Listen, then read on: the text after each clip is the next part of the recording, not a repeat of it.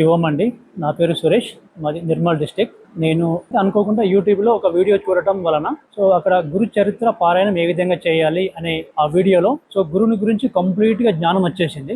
ఈ గురుని ద్వారానే మనము భగవంతునికి కనెక్టింగ్ అవుతాము. గురుడి ద్వారానే మనం అనుకున్న పనులు అవుతాయి. గురుడే మనకు మోక్షాన్ని ఇస్తాడు. ఆ గురువే మనకు మన కర్మల్ని దహనం చేస్తాడు. గురువును ఆశ్రయిస్తే అన్ని శుభాలే జరుగుతాయి. అలాంటి గురువు కోసం నేను వెతికేసాను.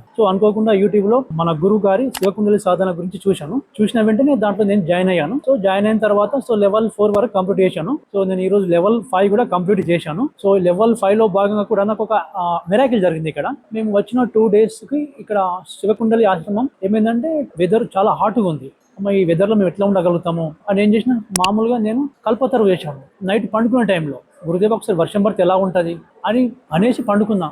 ఇక మార్నింగ్ నుంచి విపరీతంగా గాలి, దుమారం, వర్షం పడటం స్టార్ట్ అయింది. అరే ఏంట్రా ఇట్లయింది, నైట్ కల్పతరు వేసాను కదా, మిరాకిల్ జరిగినట్లుంది. సరే మరి మార్నింగ్ ఏం చేద్దాం, మళ్ళీ లైవ్ లో కల్పతరు చేశాను.